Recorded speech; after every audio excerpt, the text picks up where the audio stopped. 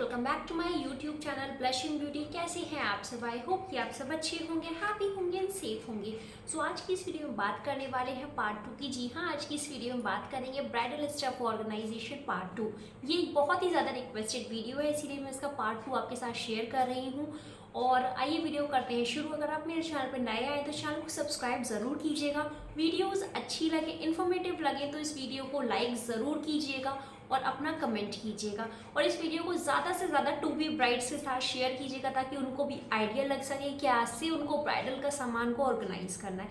Time waste ना करते video करते हैं शुरू।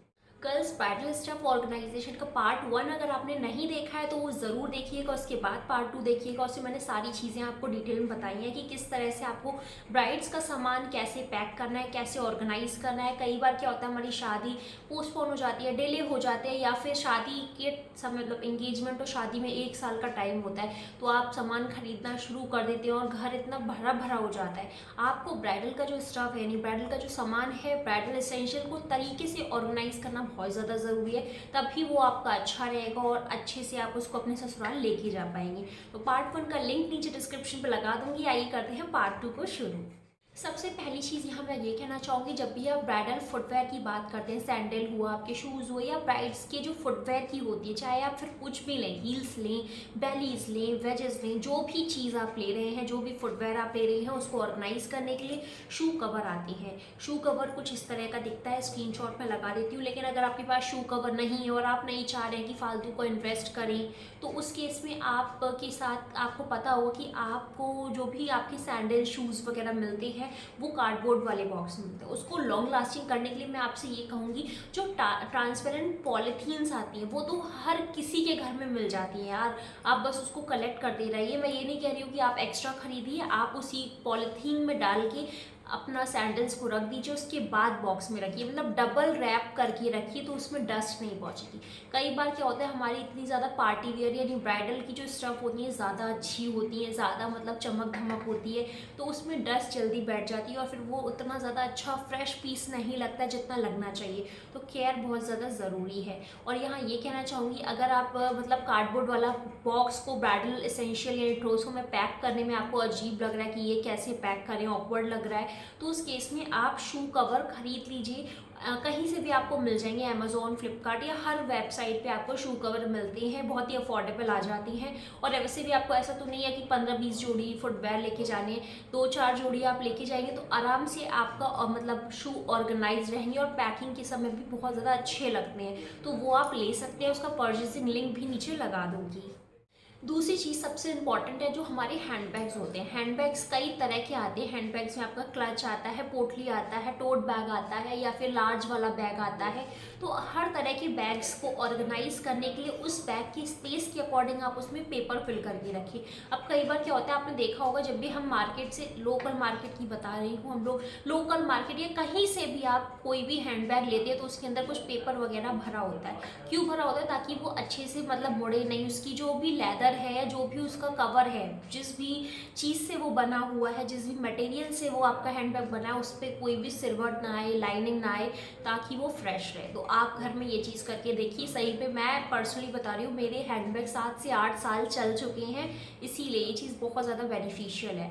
और अगर आपके पास इतनी स्पेस नहीं है कि आप हैंडबैग्स, जैसे आपके पास 7-8 हैं, 10-12 हैं, आपके पास इतनी स्पेस नहीं कि इंडिविजुअल हैंडबैग को कैसे ऑर्गेनाइज करें, तो हैंडबैग रखने के लिए हैंडबैग केस आता है जो कि आप वार्डरोब में या कहीं पे भी साइड में टांग सकते हैं। वार्डरोब में टांग दीजिए और उसमें 10 से 12 आराम से हैंडबैग्स आ जाते हैं। छोटा भी आता है, 5 से 6 भी आ जाते हैं। तो हैंडबैग ऑर्गेनाइजर आप ले सकते हैं। अगर आपकी शादी में टाइम है तो उसमें आप अपने हैंडबैग्स को ऑर्गेनाइज करके रख सकते हैं। बट रिमेंबर, सारी हैंडबैग्स, चाहे फिर वो क्लच हो, पोटली हो या टोट बैग हो या कुछ भी हो, उसमें आपको थोड़े थोड़े न्यूज़पेपर रखने हैं और फुला फुला के, मतलब जितने फूले, जितनी रिक्वायरमेंट है हैंडबैग की उतना फूले हुए होने चाहिए।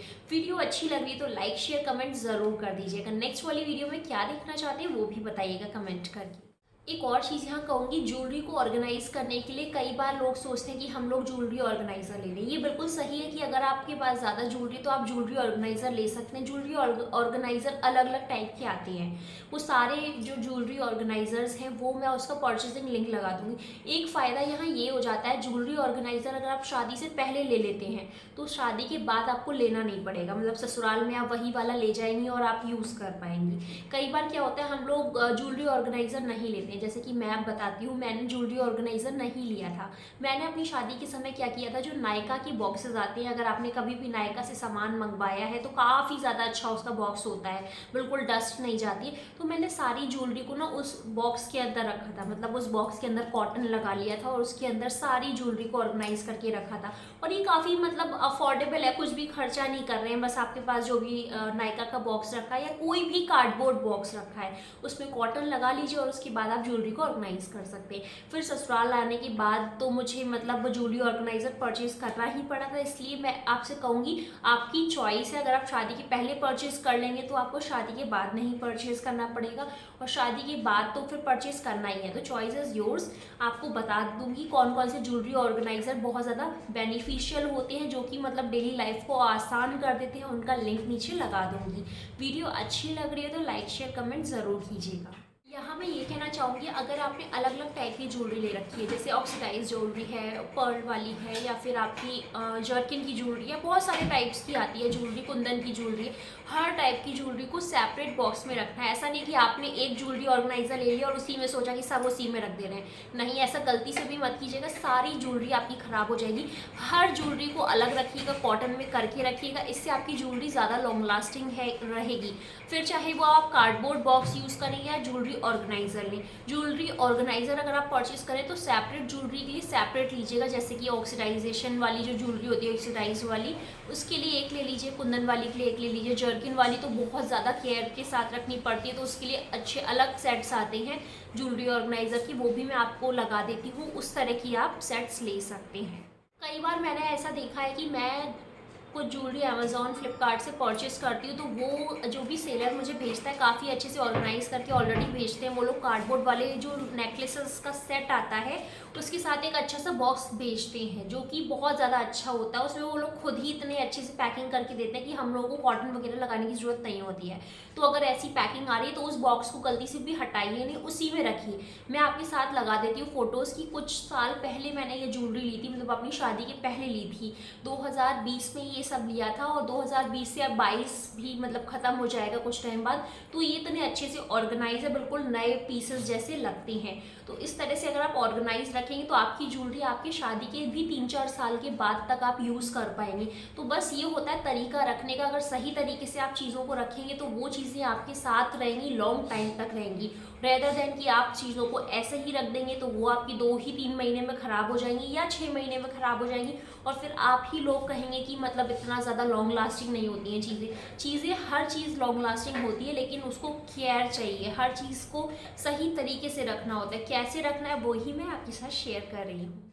रिंग्स जो आती हैं बड़ी वाली, मतलब एक आती है नॉर्मल रिंग्स होती हैं, बट एक होती हैं आपकी बहुत बड़ी लार्ज साइज़ की जो रिंग्स होती हैं, जो कि आप स्पेशली किसी ओकेज़न पे पहनते हैं, रेगुलर नहीं पहनते। उस तरह की रिंग्स को ऑर्गेनाइज करने के लिए वैसे तो रिंग होल्डर आते हैं, ऑनलाइन भी मिल जाएंगे आपको। लेकिन अगर आप रिंग होल्डर नहीं लेना चाह रहे हैं तो आप क्या कर सकते हैं, जो कि ईयरिंग रखने के लिए पूरा ज्वेलरी बॉक्स आता है। ज्वेलरी बॉक्स में सेपरेट एक कॉलम में आप कॉटन वगैरह लगा के उसमें भी रिंग्स को ऑर्गेनाइज कर सकते हैं। वैसे मेरे पास तो रिंग रखने के लिए सेपरेट बॉक्स है, मतलब मैंने अरेंज कर ली है। हर चीज़ में ये नहीं कहूँगी कि आप खरीदें, लेकिन बहुत सारी चीज़ें हैं कि खुद ब खुद वो ऑर्गेनाइज हो जाती हैं, खुद ब खुद हम उसको रख लेते हैं। मैं उसकी क्लिप्स वगैरह लगा देती हूँ ताकि आपको थोड़ा सा आइडिया हो जाएगा।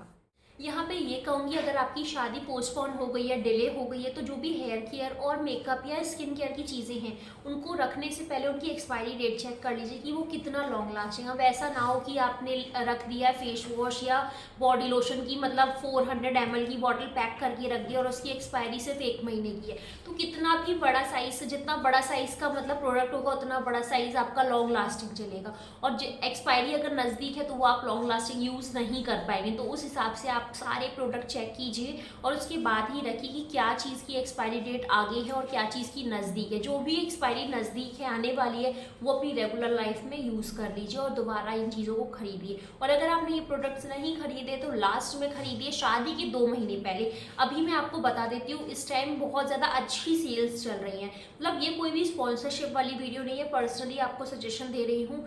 दीपावली आ रही है, दीपावली गई है अभी, और ये जो वेडिंग सीजन स्टार्ट हुआ है तो ये इस टाइम पे अच्छी खासी सेल मिलती है। दीपावली के आसपास आगे पीछे 1 महीने तक ना अच्छी खासी सेल चल रही है, तो ये अच्छा टाइम है। आप अपनी ब्राइडल किट ये सारा सामान ऑर्गेनाइज कर सकते हैं, ले सकते हैं अगर आप लेना चाहते हैं तो। कुछ प्रोडक्ट्स का परचेसिंग लिंक नीचे लगा दूंगी, तो आप उनको देख भी सकते हैं, जो आपके लिए हेल्पफुल होगा। यहाँ पे वो कहूँगी, देखिए एक तो नॉर्मल आपके हैंडबैग आते हैं जो कि आप नॉर्मली ऑर्गेनाइज कर लेते हैं, जैसे कि मैंने आपको पहले बताया। लेकिन कुछ हैंडबैग्स होते हैं जो ब्राइडल के हैंडबैग्स या ब्राइडल क्लच होते हैं, जैसे कि मेरा ये वाला जो क्लच है ये ब्राइडल क्लच है, बहुत ज़्यादा मतलब हैवी साइज़ की डिज़ाइन ही देखिए, आपको पता चल रहा होगा कितना ज़्यादा हैवी है। तो इस तरह की क्लच को ऑर्गेनाइज करने के लिए, और मेरे पास ही नहीं हर दुल्हन ये चीज़ लेती है, चाहे फिर वो यूज़ करे ना करे, लेकिन ये चीज़ होती है सबके पास। तो यहाँ ये कहूँगी, इस तरह के क्लच को ऑर्गेनाइज करने के लिए या तो आप जो मतलब कह लीजिए कॉटन आती है ना, उसको रैप कर दीजिए, या फिर इसके साथ ना एक थर्माकोल की शीट टाइप का पेपर लग के आया था, बट अभी मेरे पास वो पेपर नहीं है तो मैंने इसको कॉटन में लगा के रखा हुआ है। तो इस तरह से आप पहले कॉटन में लगा दीजिए ताकि डिज़ाइनिंग में बिल्कुल भी डस्ट ना जाए। उसके बाद आप इसको पेपर से रैप कीजिए, उसके बाद पॉली बैग में रखिए।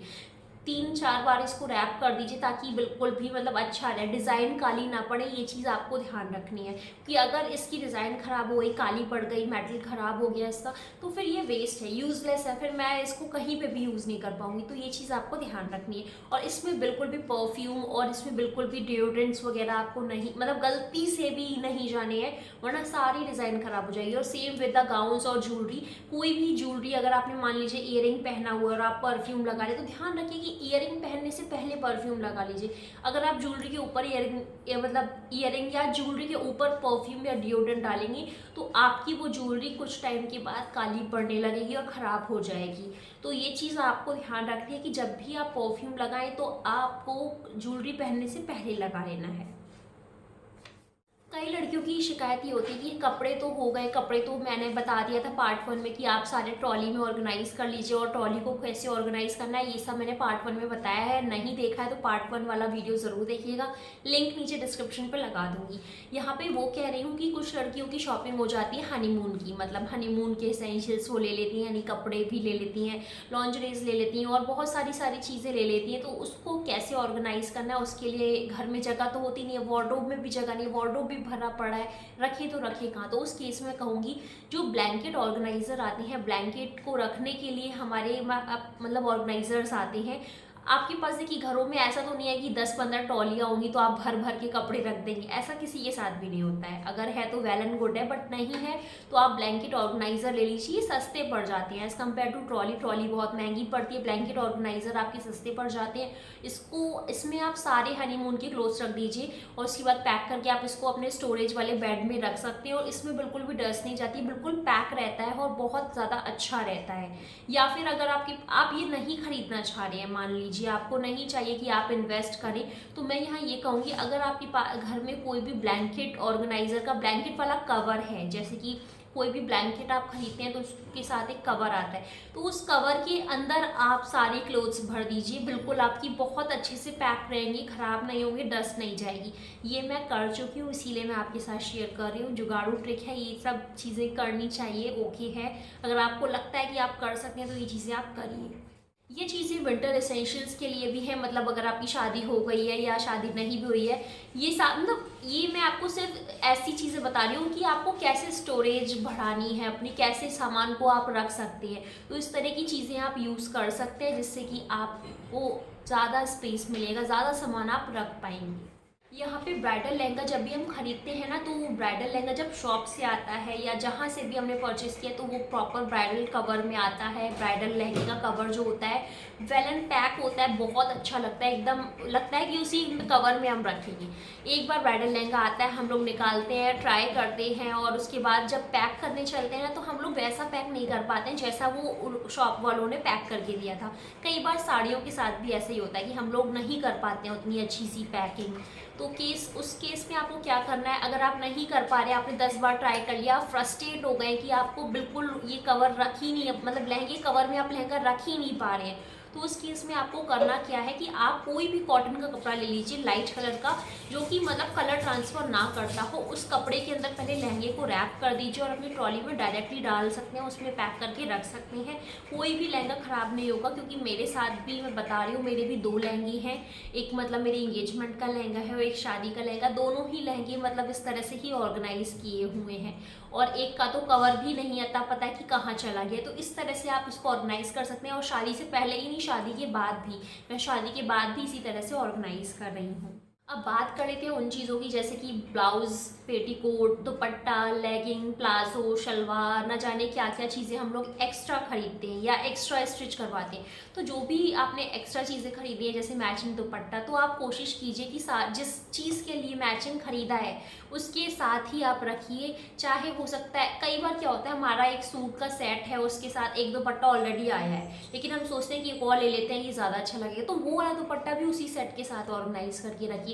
एक साथ एक जगह रखेंगे ना पैर बना के, तो आपको ही आसानी होगी। अगर आपने अलग रख दिया, एक ब्लाउज कलेक्शन अलग रख दिया, पेटीकोट अलग रख दिया, तो इससे आपको ढूंढने में परेशानी होगी। तो आप सारी चीज़ें, साड़ी के साथ ब्लाउज, पेटीकोट और पूरा साड़ी ब्लाउज, ये चारों चीज़ें, मतलब ब्लाउज, पेटीकोट, साड़ी, ये तीनों चीज़ें एक साथ रखिए। सूट है अगर आपका शलवार वाला, तो शलवार, सूट, दुपट्टा सब एक साथ रखिए। पैंट वाला है, लेगिंग वाला है, प्लाजो वाला है, स्कर्ट वाला है, कैसा भी है वैसे ही आपको ऑर्गेनाइज करना है। ये चीज़ें बहुत ज़्यादा हेल्पफुल तब होती है जब आप सामान को अनपैक करते हैं और जब यूज़ करने लगते हैं। वरना क्या होता है, जब आपकी शादी की डेट नज़दीक आने लगती है ना, तो आपको लगता है अरे यार मैंने ब्लाउज़ कहाँ रख दी, अरे ये तो मिल ही नहीं रहा है। तो ऐसी टेंशन से बचने के लिए बहुत आसानी सा तरीका है, इसे आप फॉलो कर सकते हैं। अब यहाँ पे ये कह देना चाहती हूँ कि ब्राइडल स्टफ ऑर्गेनाइजेशन में कुछ चीज़ें आपको ऐसी मिलेंगी जो आप बिल्कुल भी ऑर्गेनाइज नहीं कर पाएंगी, मतलब वो चीज़ें लॉन्ग लास्टिंग हो ही नहीं सकती हैं। जैसे कि आपको मैं बता देती हूँ कि अगर आपने नेल पेंट लिए हुए हैं और अगर आपकी शादी में 1 साल का टाइम है, तो नेल पेंट आप उसको कितना भी आप फ्रिज में रख लें, कहीं ऐसी जगह रख लें, बहुत सारे लोग बताएंगे कि नेल पेंट सालों साल चलेगा, बट ऐसा बिल्कुल नहीं होता है। कहीं रख लें, सालों साल नहीं चलेगा वो आपका, आप भी जानते हैं, वो ड्राई हो जाएगा। नेल पेंट हुआ, नेल पेंट रिमूवर पैड्स जो आते हैं कॉटन वाले, वो एक बार ओपन हो जाए तो वो बिल्कुल मतलब यूजलेस हो। पैक भी होता है ना कई बार, तो रखे रखे वो सूख जाता है। और थिनर जैसी चीज़, ये सब चीज़ें हैं कुछ जो कि आपको रखनी नहीं है, आपको डेली लाइफ में निकाल लेनी है।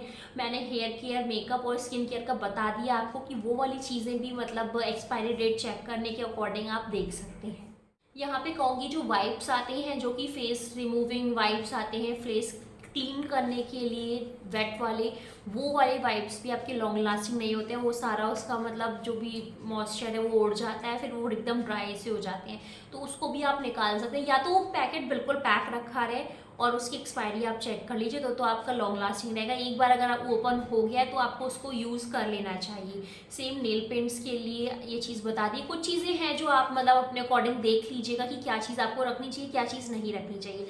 अगर ये वीडियो अच्छी लगी और इन्फॉर्मेटिव लगी है तो लाइक शेयर कमेंट ज़रूर कर दीजिएगा। Thank you so much for watching my video. Have a great day, take care.